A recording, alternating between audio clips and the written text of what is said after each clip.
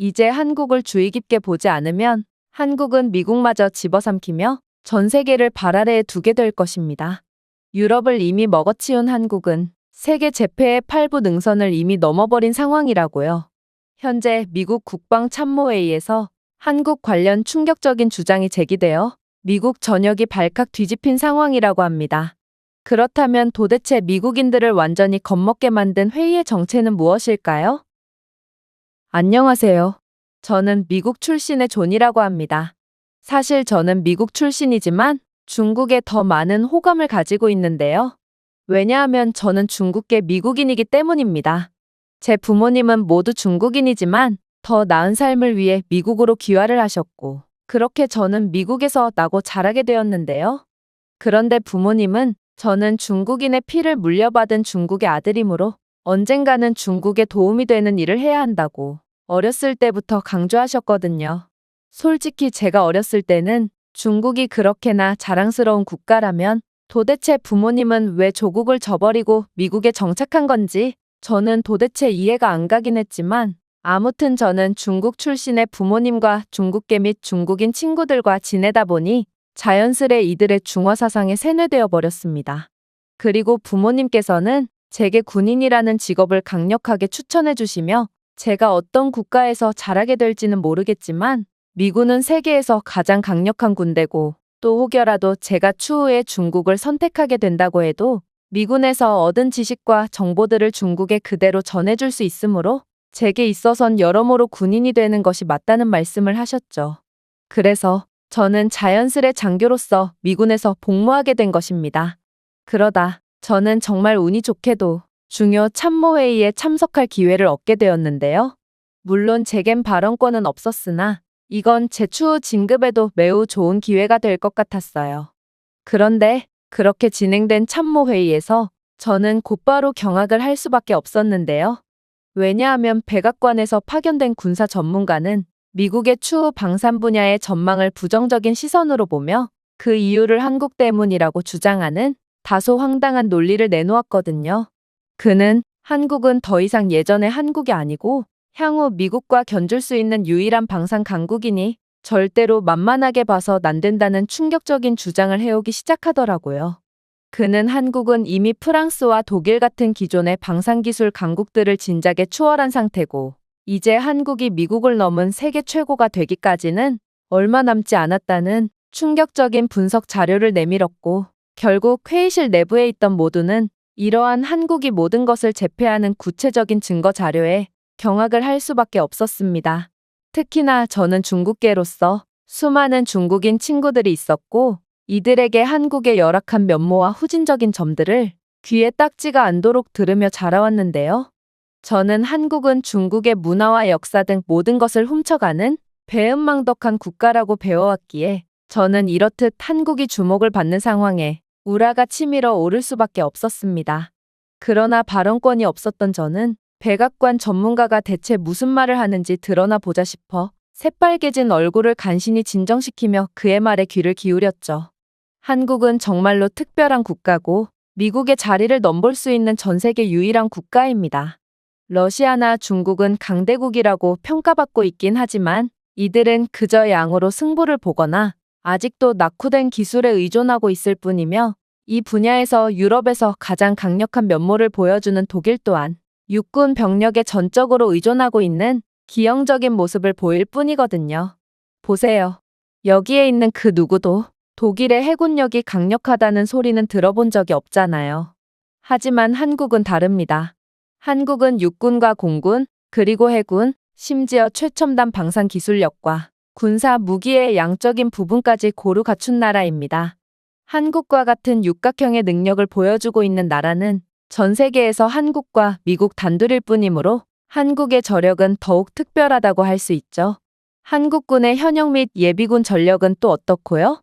여러분들은 전 세계에서 군사강국이라고 여겨지는 국가들 중 징병제를 실시하고 있는 국가를 찾아볼 수 있나요? 당연히 거의 찾아볼 수 없을 것입니다. 그도 그럴 것이 징병제를 실시하는 국가는 필연적으로 지리적으로 적국과 맞대고 있을 수밖에 없고 이렇듯 적국과 대치해야 하는 운명을 가진 국가는 경제력 및 기술적으로 진보된 선진국이 되기에 상당히 불리하거든요. 자국의 방위에 힘을 쓰기도 바쁜데 도대체 언제 발전을 꾀한다는 말인가요? 그러나 한국은 북한이라는 전 세계에서 가장 미친 국가이자 또 가장 통제가 안 되는 국가 옆에서도 성공적인 발전을 이룩한 그야말로 북한보다도 더욱 미친 국가입니다.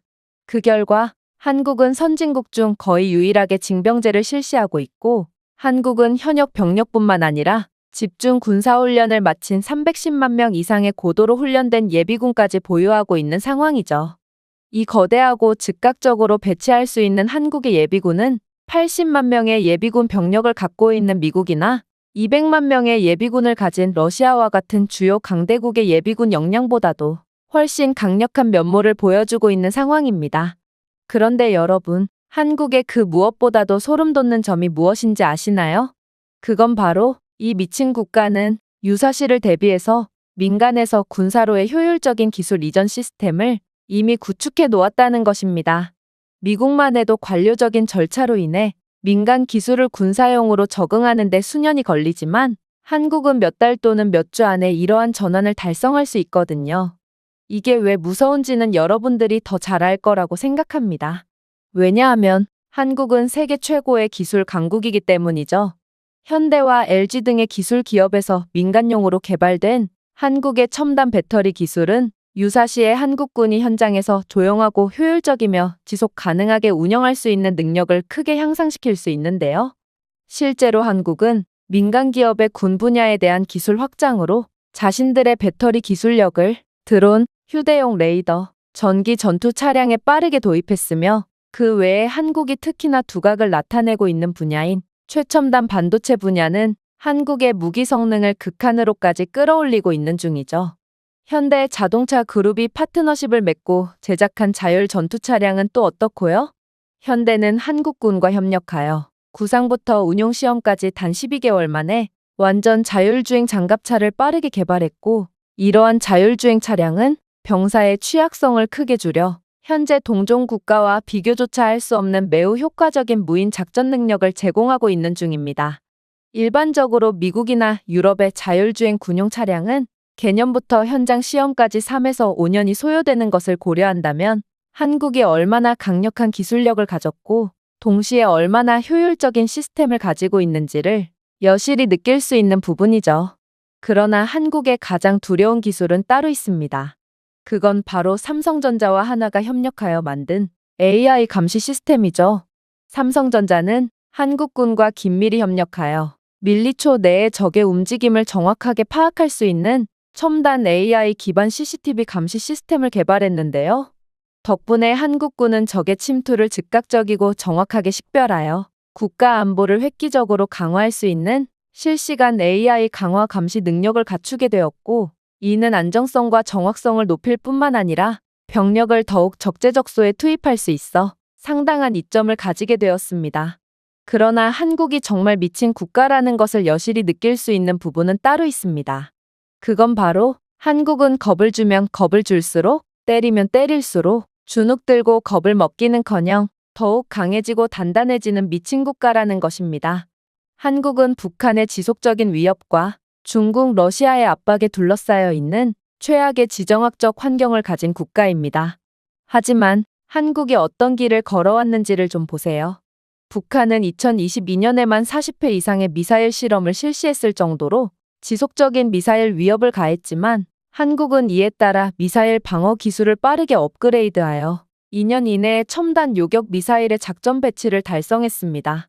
다른 국가에서는 유사한 시스템을 일반적으로 6년이나 거쳐 상용화함에도 말이죠.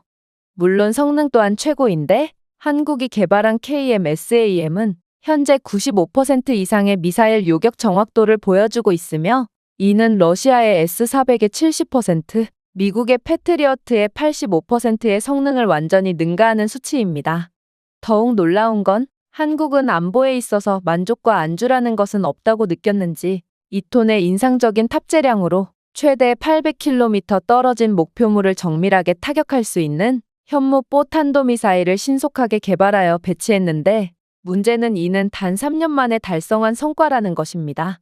다른 국가들에서는 유사한 미사일 시스템을 배치하는데 일반적으로 9년이 걸린다는 것을 고려한다면 위기 속에서 더욱 단단해지는 한국은 다른 국가들보다 3배나 빠른 발전 속도를 보인다고 할 수 있는 것이죠. 물론 해군력도 마찬가지입니다. 생각해보세요. 한국은 10년 전까지만 해도 해군 분야에 대해서는 아예 이름조차 없는 국가였습니다.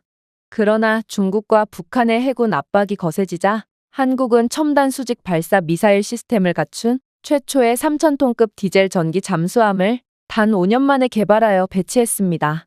이는 다른 나라의 해군 프로그램에서 일반적으로 요구되는 13년보다 훨씬 빠른 수치고 한국은 단기간에 달성하기엔 불가능한 것처럼 보였던 전략적 억제 능력을 확보하여 이 지역의 해군력 균형을 크게 변화시켰죠. 자, 이제 이런 무지막지한 나라가 전 세계의 기술 수주 사업을 독차지하며 미국을 위협하고 있습니다. 이미 유럽은 한국의 기술력에 의해 완전히 집어삼켜졌고 이대로라면 미국만 남은 상황이죠. 저는 이러한 말도 안 되는 상황에 도저히 화를 주체하지 못하고 말았습니다. 한국은 분명 남이 문화나 훔쳐대는 원시 국가인데 도대체 이런 나라가 뭐가 우수하다고 미국을 넘어서니 많이 하는 거란 말인가요? 결국 저는 발언권이 없었음에도 불구하고 마이크 쪽으로 뛰쳐나가 열변을 토하고 말았죠. 글쎄요. 한국은 일단 중국부터 이기고 와야 하지 않을까요? 현재 명시되어 있는 무기 성능만 보더라도 중국은 한국을 압도하고 있는 상황인데 어떻게 한국이 미국을 뛰어넘을 거라느니 하는 말씀을 하실 수가 있죠? 아무리 한국이 미국의 동맹국이라고 해도 요즘 너무도 많은 미국의 전문가들이 한국을 과대평가하며 이들이 마치 세계 최고라는 듯 말하는 것 같네요. 하지만 현실은 미국을 뛰어넘을 국가는 전 세계에서 오직 중국밖에 없을 것입니다. 그러나 백악관 군사 전문가는 제 말에 그저 헛웃음만 짓는 이해 못할 반응을 보일 뿐이었고 이내 경악을 금치 못할 말을 해오기 시작하더라고요. 당신은 미국인인가요? 아니면 중국인인가요? 뭐, 중요하지 않습니다. 현재 미국 내에는 상당한 중국계 군인들이 복무 중인데 이들은 하나같이 중국을 찬양하며 호시탐탐 미국을 배신할 준비를 하고 있는 듯 보이거든요. 아무래도 당신도 그러한 불순한 무리들 중 하나겠죠. 그러나 잘 보세요. 전 세계 그 누구도 중국이 명시해놓은 무기의 성능을 그대로 믿지 않습니다. 중국은 성능 조작 및 성능 뻥튀기로 사기를 치는 국가거든요. 하지만 한국은 전혀 다릅니다. 한국의 무기는 명시된 성능보다 오히려 실제 성능이 더욱 우수하거든요. 이러니까 한국이 미친 국가라고 불리는 것입니다. 한국이 폴란드에 수출한 K9 썬더 자주포만 해도 그렇죠. 2022년 폴란드는 러시아의 우크라이나 침공 이후 현대식 포병 시스템을 긴급히 요구했고 폴란드는 당초 1년 이내에 인도가 시작될 것으로 예상했던 한국으로부터 K9 썬더 자주포 212문을 인수하는 대규모 계약을 체결했는데요. 하지만 한국은 협정 체결 3개월 만에 예정보다 9개월 앞당겨 K9 24대를 1차로 인도해 폴란드군 관계자들을 깜짝 놀라게 했습니다. 또한 공식 사거리가 40km인 K9 썬더는 새로 개발된 장거리 탄약으로 50km에 근접한 거리에서 목표물을 효과적으로 타격할 수 있는 능력을 반복적으로 입증했는데요. 이는 계약사항에 반영되어 있지도 않은 놀라운 수준의 업그레이드였기에 폴란드 전역을 깜짝 놀라게 했죠. 다른 국가들에서는 사거리 1km를 늘리고자 천문학적인 자본과 시간을 투자하는데 한국은 별것도 아니라는 듯 10km나 업그레이드된 성능의 자주포를 건넨 거였으니까요. 하지만 결과적으로 이러한 한국의 명시된 성능보다 오히려 좋은 미친 면모는 이에 큰 감명을 받은 폴란드로부터 K2 전차 1000대를 수출하는 최고의 결과를 이끌어냈고 이로 인해 한국은 상당한 부를 쌓을 수 있었죠.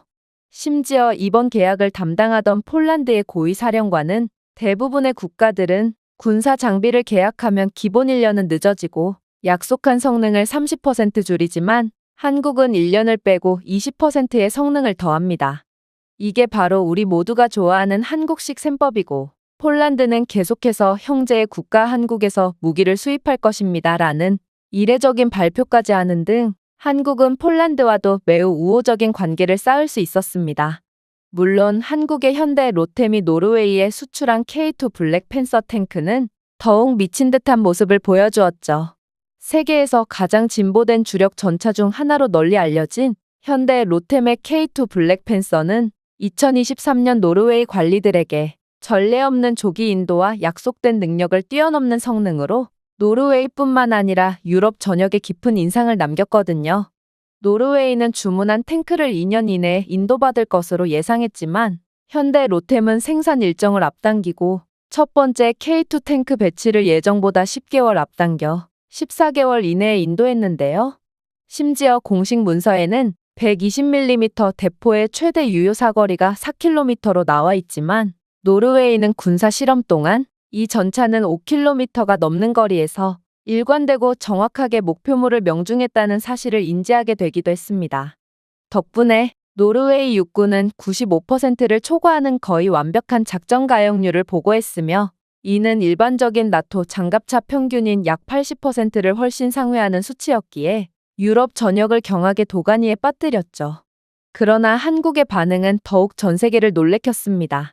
한국은 산악 국가라 5km가 넘는 평지가 존재하지 않는다. 그래서 정확한 실험이 어려웠다라는 입장을 밝히며 이 나라의 기술력은 세상에 알려진 것보다 훨씬 더 뛰어나다는 것을 여실히 보여줬거든요. 한국이 UAE에 수출한 청궁2 미사일 방어 시스템은 또 어떻고요? 청궁2는 공식적으로 최대 20km 고도에서 최대 40km 떨어진 목표물을 요격한다고 명시되어 있지만 실시간 시험에서는 광고된 사양을 훨씬 초과하는 실제 요격 범위를 보여주었고 45km 이상의 모의 적 미사일을 지속적으로 무력화하는 데 성공했거든요. 즉, 현재 폴란드가 한국을 형제의 나라라고 부르며 한국 무기만 수입하겠다는 공식적인 입장을 밝힌 이유가 다 있다는 것입니다. 폴란드는 이러한 한국의 명시된 성능보다 실제 성능이 훨씬 뛰어난 기이한 면모를 진작에 눈치챘고 한국 무기를 수입하는 건 최고의 무기를 더욱 저렴하고 빠르게 구매하는 것이라는 것을 파악하고 있기 때문인 것이죠. 그러나 중국은 어떤가요? 확실히 양국이 명시해놓은 성능만 놓고 보자면 중국의 무기는 한국의 무기 성능을 압도하는 것처럼 보입니다. 하지만 한국의 방산 무기는 유럽 전역에서 엄청난 인기를 끌고 있지만 왜 중국은 유럽으로 무기를 수출하는 것을 꿈처럼 여기고 있음에도 유럽은 한국산 무기보다 뛰어난 것처럼 보이는 중국산 무기를 쳐다도 보지 않는 것일까요? 중국의 무기는 그저 동남아 및 아프리카 등의 가난한 국가들만 구매해 갈 뿐이거든요. 하지만 이젠 그러한 개발도상국들도 중국산 무기를 전면 수입 금지하는 추세입니다. 이들은 중국 무기를 10개 살 바엔 돈을 더 모아서 한국 무기 1개를 사는 게 더 이득이라는 것을 몸소 깨달았거든요. 일단 가장 큰 피해자는 바로 파키스탄입니다. 인도와 파키스탄은 역사적으로도 상당한 앙숙관계고 서로의 국경지대에서 총격전까지 벌일 정도로 사이가 안 좋다는 것은 많은 분들이 알고 계실 겁니다. 그런데 중국을 선택한 파키스탄은 그런 인도 앞에서 자존심을 완전히 구겨버리고 말았죠. 중국이 발표한 중국의 JF-17 썬더의 스펙은 한국산 전투기보다 훨씬 우수한 명목적인 성능을 자랑했고 파키스탄은 부푼 꿈을 안고 저렴한 데다 성능까지 우수해 보이는 중국산 전투기를 구매하는데요. 하지만 파키스탄의 기대와는 달리 현실은 악몽과도 같았습니다. 중국은 여전히 자체 엔진을 개발할 기술력이 없었고 러시아의 구식 엔진을 그대로 사용하고 있었는데 이 엔진은 과열과 소프트웨어 결함으로 인해 비행 중에 엔진을 정지시키는 문제가 있었거든요. 결국 파키스탄 공군은 훈련 중에 추락사고로 여러 대의 JF-17과 숙련된 파일럿을 잃는 있어서는 안 되는 사고를 겪게 됩니다. 심지어 파키스탄이 수입한 중국산 전투기는 1960년대에 설계된 인도 공군의 구형 미그-21 전투기에 의해 격추당하고 많은 말도 안 되는 사건까지 겪게 되는데요. 파키스탄은 차세대 중국 전투기를 위해 수십억 달러를 지불했지만 60년 된 비행기에 의해 그것도 그렇게나 증오하는 국가의 전투기에 의해 처참하게 격추를 당한 것입니다. 심지어 중국산 JF-17 전투기는 레이더 시스템의 소프트웨어 버그로 인해 적 항공기를 제대로 조준하지도 못했기에 파키스탄은 이러한 장식용 전투기를 전부 폐기 처분하며 돈을 아끼려다 오히려 엄청난 손해를 입게 되었습니다. 즉, 중국이 밝힌 명목상의 성능은 전부 성능 뻥튀기 및 조작이었던 거였죠. 하지만 중국의 최악인 이유는 따로 있습니다. 바로 중국이 나이지리아에 수출한 노린코 VP10 장갑차는 조그마한 충격에도 폭발하는 그야말로 자폭 장갑차의 면모를 보여줬거든요. 중국산 장갑차는 RPG의 조그마한 파편에도 그대로 파괴되어 차량 전체가 폭발해버렸을 뿐만 아니라 장갑은 기본적인 7.62mm 탄환조차 막지 못해 병력을 극도의 위험에 빠뜨렸고 나이지리아의 더운 현장에서 계속 고장나는 엔진은 덤이었기에 결국 중국은 나이지리아에 방탄도 되지 않는 방탄 차량을 판매했다라며 공식적으로 항의함과 동시에 모든 중국산 장갑차를 폐기 처분해버렸죠. 자, 이제 충분한 설명이 되었나요? 중국 따위는 거론조차 할 필요가 없는 국가라는 것이고 미국은 오직 한국만 걱정하면 되는 겁니다. 중국은 한국의 상대조차 안 되고 천년이 지나도 국제 무기 수출이 절대로 불가능할 테니까요. 생각해보세요. 중국산 무기는 그저 싼 맛에 사는 박리담회일 뿐인데 안정성이 그 무엇보다도 중요한 방산 분야에서 어떻게 경쟁력을 발휘하겠어요? 당신은 전시 상황에서 무기가 고장나거나 스스로 자폭해버리면 얼마나 큰 피해로 작용할지 상상이나 해봤나요? 그러니 중국은 각종 싸구려 공산품 수출의 경우에는 저품질 저가 정책이 가능했을지 모르겠지만 무기 수출의 경우에는 이러한 저품질을 낮은 가격으로 뭉개는 정책 따위는 절대로 통할 수가 없다는 것입니다. 목숨과 전쟁의 승패가 달려있는데 도대체 누가 믿을 수도 없는 중국산 저품질 무기를 구매하겠어요? 자, 중국 이야기 따위는 이제 그만합시다.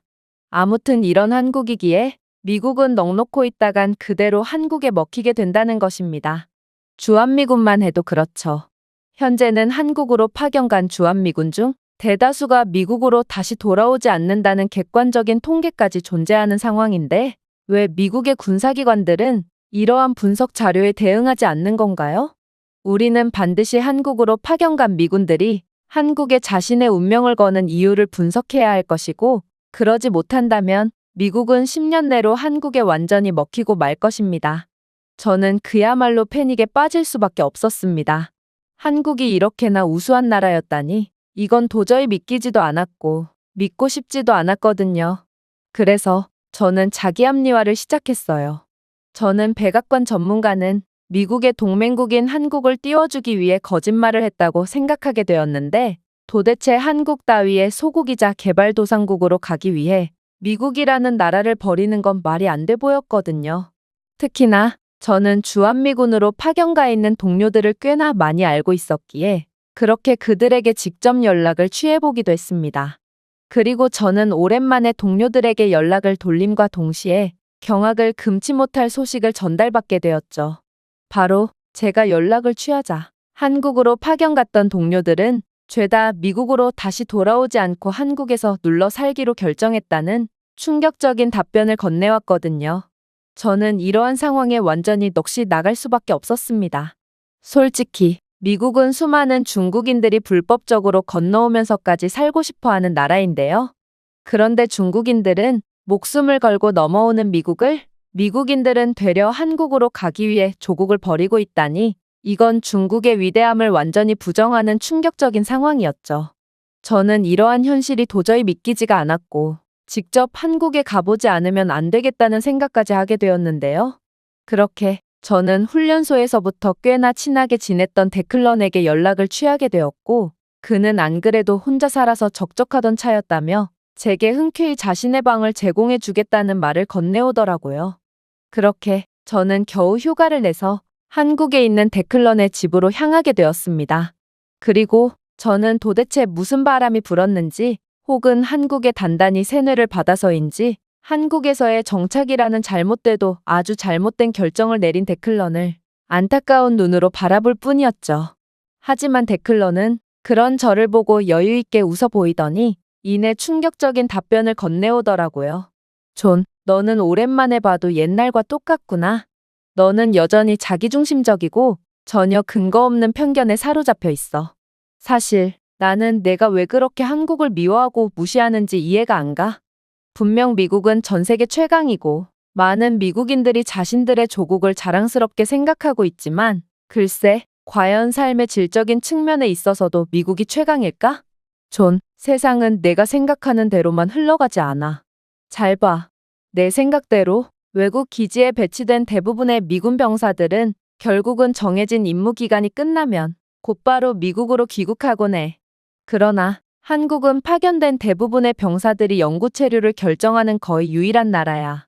다른 국가들로 파견된 대부분의 병사들은 미국으로 다시 돌아가는 날짜가 다가올 때까지 열심히 날짜를 세지만 한국에 주둔하는 많은 미군들은 자발적으로 파견 기간을 연장하거나 아예 떠나지 않고 한국에 그대로 남는 결정을 하거든. 정말로 이러한 재미있는 현상은 우리가 휴가를 받은 상황에 더욱 여실히 드러나는데 대부분의 주한미군들은 휴가를 받아도 집으로 돌아가는 비행기를 예약하기는커녕 지급받은 휴가여비로 오히려 한국 여행을 즐기곤 하지. 아무래도 너는 똥인지 된장인지를 직접 먹어봐야 아는 유형 같으므로 내가 직접 한국의 놀라운 모습을 보여줘야겠어. 그러고는 그는 현재 밤 11시가 넘은 늦은 시간이었음에도 제가 짐을 풀기 무섭게 저를 억지로 끌고 밖으로 나가는 거 아니겠어요? 저는 그의 행동에 기겁을 할 뿐이었어요. 미국에서 밤 11시에 나가는 행동은 그야말로 자살행위와 다름이 없는데 밤이 들이운 미국은 그야말로 우범지대의 절정을 보여준다는 사실을 모르는 사람은 거의 없거든요. 그리고 데클러는 거의 평생을 미국에서 산 미국인이기에 밤에는 절대로 외출하면 안 된다는 미국의 첫 번째 원칙을 모를 리가 없었죠. 그런데 그런 그가 도대체 왜 이런 야심한 시간에 저를 밖으로 끌고 나가려고 한다는 말인가요? 하지만 데클러는 그저 세상은 내가 아는 게 전부가 아니고 너는 우물 안에서 벗어나야 한다라는 말만을 되풀이하며 저를 억지로 끌고 어디론가로 향하더군요. 그리고 그가 향한 곳에 도착했을 때 저는 경악을 금치 못하고 말았습니다. 왜냐하면 그곳은 지하철이었기 때문이죠. 지하철이 이러한 늦은 시간에 운영을 할 리도 없었고 미국에서 지하철은 우범지대의 상징과도 같은 위험한 곳이기 때문에 대부분의 사람들은 이용하지 않는 곳인데요. 그런데 데클러는 대체 무슨 생각으로 저를 지하철로 데리고 온 거라는 말인지 저는 그가 제가 한국을 욕했다는 이유로 고의적으로 위험에 빠뜨리려고 하는 건가 싶어 순간적으로 공포에 질릴 수밖에 없었습니다. 그러나 그렇게 들어가게 된 지하철에서 저는 다시 한번 큰 충격을 받을 수밖에 없었는데요. 왜냐하면 한국은 밤 11시가 넘은 야심한 시간에도 지하철이 멀쩡하게 운영되고 있었고 심지어 한국 지하철은 미국과는 차원이 다른 깔끔함과 안전함을 자랑하고 있었거든요. 물론 그렇게 지하철을 타고 도착한 공원에서도 마찬가지였죠.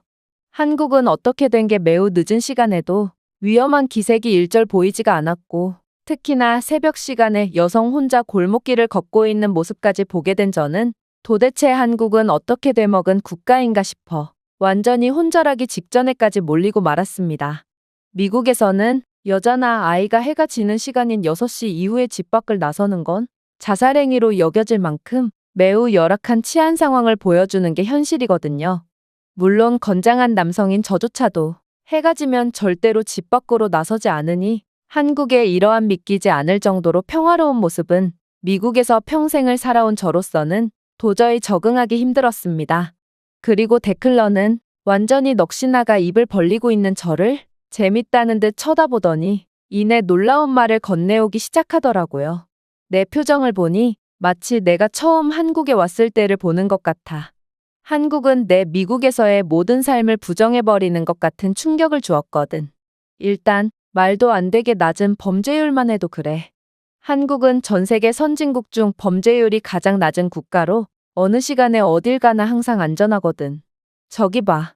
우리 옆 골목길은 술집이 즐비한 번화가인데 저곳에서 술에 취해 싸움을 벌이는 사람이나 약쟁이나 노숙자 혹은 위험해 보이는 사람을 찾아볼 수 있어?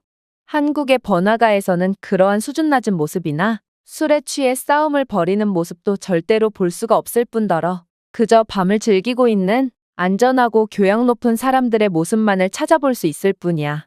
또한 저곳은 번화가의 거리임에도 매우 청결한 모습을 보일 뿐이지. 하지만 내가 한국에 무엇보다 마음에 드는 점은 따로 있어. 그건 바로 한국에서는 총기나 무기폭력이 절대로 존재하지 않는다는 거야. 미국만 해도 그래. 미국에는 2023년에 4만 명 이상의 총기 관련 사망자가 발생한 반면 한국은 전혀 존재하지 않았거든.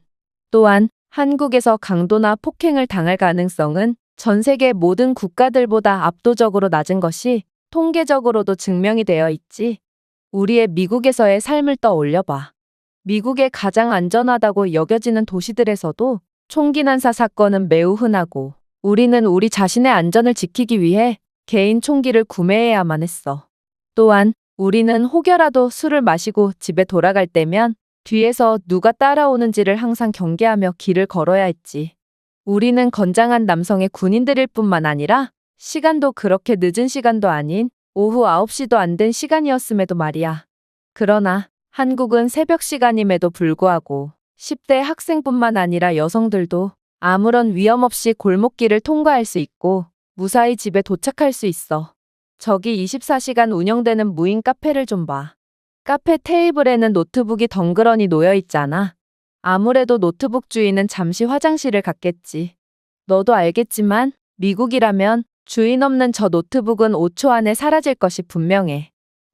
미국에서는 주인이 있더라도 강도가 들어 강제로 노트북을 훔쳐가는 사건도 종종 발생하지만 말이야. 그런데 너는 한국의 이러한 믿기지 않는 수준의 신뢰의 문화보다 24시간 운영되는 형태의 무인 매장이 아무런 문제 없이 운영되고 있다는 점에 더욱 놀라하는 것 같네.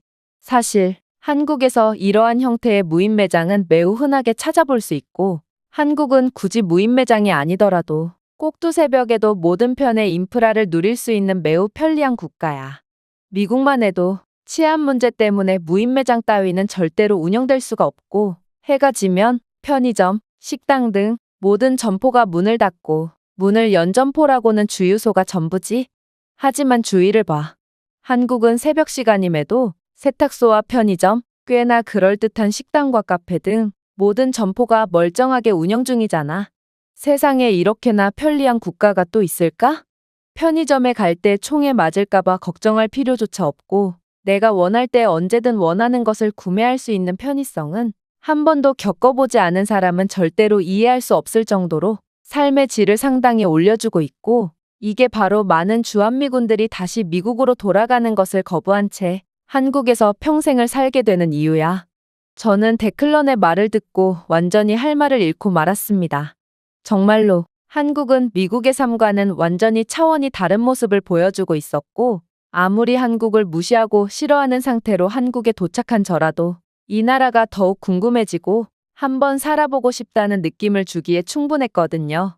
특히나 그렇게 데클런과 함께 이런저런 이야기를 나누다 보니 시간은 벌써 새벽 2시가 되어 있었음에도 데클런은 아무런 고민도 없이 한국은 세계에서 가장 우수한 대중교통 인프라를 가진 국가라며 이건 대중교통 시설이 매우 열악하고 치안도 형편없어서 대중교통이 거의 없는 수준이라고 봐도 무방한 미국과는 차원이 다르다는 말을 해오더니 이내 새벽 2시에도 운행하는 한국의 올빼미 버스에 탑승하는 거 아니겠어요? 그렇게 저희는 새벽 2시가 넘은 시간에도 멀쩡히 대중교통을 이용해 다시금 집에 도착할 수 있었고 저는 이러한 한국의 극한의 수준으로 발전한 도시 모습에 데클런이 제게 말했던 것처럼 제 미국에서의 삶이 통째로 부정당하는 느낌을 받으며 그저 혀를 내두를 수밖에 없었습니다. 그리고 데클런은 이제야 편견에서 벗어나 정상적인 사고를 하게 된 제게 안부를 물어오며 제게 먼 길 오느라 배가 고프지 않냐는 걱정을 해주기 시작했는데요. 그러면서 한국에 왔으면 한국식 BBQ는 반드시 먹어봐야 한다며 갑자기 스마트폰을 조작하더니 30분만 기다리라는 아리송한 말을 건네오더라고요. 저는 그가 대체 무슨 의도로 이런 말을 하는 건지도 이해가 안 가 그저 두 눈을 멀뚱멀뚱 뜨고 있을 뿐이었는데요. 그런데 그렇게 30분이 지나자 웬 초인종이 울리더니 이내 데클런은 자신이 한국식 BBQ를 배달 주문했다며 문 앞으로 배달된 음식을 가져오는 거 아니겠어요? 이건 정말 믿기지가 않는 상황이었습니다. 지금은 새벽 2시가 넘은 시간이었는데 도대체 어떻게 음식 배달이 가능하다는 말인가? 특히나 그렇게 포장용지를 개봉한 삼겹살 요리는 음식의 퀄리티도 상당했기에 저는 이 정도로 멋진 요리를 새벽에도 빠르게 배달받을 수 있는 한국의 극한으로 편리한 환경에 다시 한번 경탄을 할 뿐이었어요. 미국에서는 새벽 음식 배달이 절대로 불가능할 뿐만 아니라 평범한 음식 배달마저도 최소 1시간 이상은 걸려서 차갑게 식은 수준 낮은 패스트푸드 음식을 먹는 게 다거든요. 물론 미국에서는 배달 기사에게 팁까지 추가적으로 지출해야 하므로 차가운 음식을 위해 전혀 합리적이지 않은 큰 금액을 지불해야 합니다. 그러나 한국은 새벽 시간임에도 30분도 안 되어 배달되는 김이 모락모락 나는 따뜻한 식사를 제공받을 수 있고 미국에서에 비해 절반도 안 되는 금액으로 퀄리티 높은 음식을 주문할 수 있다니 저는 이제야 데클런이 말한 한국의 세계에서 가장 높은 삶의 질이라는 게 뭔지 이해가 가기 시작했어요. 특히나 따뜻한 삼겹살에 김치와 마늘, 쌈장, 신선한 상추까지 포함되어 있는 배달 요리에는 도대체 저를 언제까지 놀라게 할 건지 김치찌개까지 포장되어 있는 경악스러운 모습을 보여주었는데요. 저는 분명 중국인 친구들과 어울리면서 이러한 삼겹살과 김치찌개 요리는 원래 중국 음식으로 이건 전부 한국이 중국의 문화를 도둑질한 음식이라고 배웠지만 실제로 맛본 한국의 삼겹살 요리와 김치찌개는 중식당에서 맛볼 때와는 비교도 안 될 정도로 수준이 높았고 저는 결국 이러한 요리가 중식이라는 것은 도저히 말이 안 된다는 것을 느끼고 그저 한숨을 쉴 뿐이었어요. 결국 저는 한국에 온 지 단 몇 시간 만에 이 나라가 왜 이렇게 전 세계적인 인정을 받고 있는지 그리고 세계 최강대국이라고 여겨지는 미국인들마저 왜 자신의 조국을 버리면서까지 기꺼이 한국에서 살기를 원하는지 완벽하게 이해할 수 있게 되었습니다. 한국은 제가 생각했던 것보다 훨씬 우수한 나라였고 그야말로 모든 것을 갖춘 나라처럼 보였거든요. 특히나 데클런은 제게 다시금 경악스러운 말을 건네오기도 했는데요. 대다수의 주한미군들은 전역 후에 영어 강사 등으로 일하며 새로운 삶을 준비하지만 요즘 한국은 전 세계적으로 너무 유명해졌고 이미 수많은 외국인들이 한국에서 살기를 원하므로 그러한 영어 강사 일자리를 구하는 것도 이젠 하늘의 별 따기 수준으로 어려워졌다고 했거든요. 그야말로 한국에는 수많은 고급 인력과 자본이 몰리고 있으므로 한국은 계속해서 발전할 일만 남은 셈이었죠. 저는 이 나라가 도대체 앞으로 얼마나 발전할까 싶어 두려움마저 느끼고 말았는데요. 분명 백악관의 군사 전문가는 한국을 그대로 두었다간 미국은 몇 년 내로 한국에 완전히 집어삼켜진다고 말했지만 현재 한국으로 모든 기술과 자본이 몰리고 있는 이러한 상황을 직접 지켜본 저로서는 몇 년이라는 시간이 갈 것도 없이 단 1, 2년 만에 한국과 미국의 국제적 위상이 완전히 뒤바뀔 것처럼 보였거든요. 그리고 저는 분명 한국이 후진적인 국가고 이런 한국을 견제할 이유는 일절 없다는 것을 증명하려고 이곳에 왔지만 정신을 차려보니 저는 휴가를 연장하고 한국에서 추가적으로 체류하고 있는 제 자신을 발견하게 되었는데요. 한국은 정말로 매력적이고 편리한 국가였고 특히나 어딜 가나 경계를 절대로 늦춰선 안 되는 각박한 미국에서 자란 저로서는 한국에서 지내는 경험은 그야말로 진정한 삶의 의미를 찾게 해주었을 정도로 특별한 경험을 선사해 주었거든요. 결국 저는 한국에서 그간의 짧고 어리석은 편견을 완전히 내려놓게 되었고 제가 그동안 중국인들에게 속아 완전히 잘못 생각을 하고 있었다는 것을 깨닫게 되었습니다. 한국은 중국보다 10년 이상은 앞서 있는 국가였고 아무래도 이 나라는 미국조차 도저히 막을 수 없을 것처럼 보였거든요. 제가 준비해온 내용은 여기까지입니다. 끝까지 시청해주셔서 진심으로 감사드리며 여러분들의 구독과 좋아요, 알림 설정은 영상 제작에 큰 힘이 됩니다. 이상 세모튜브였습니다.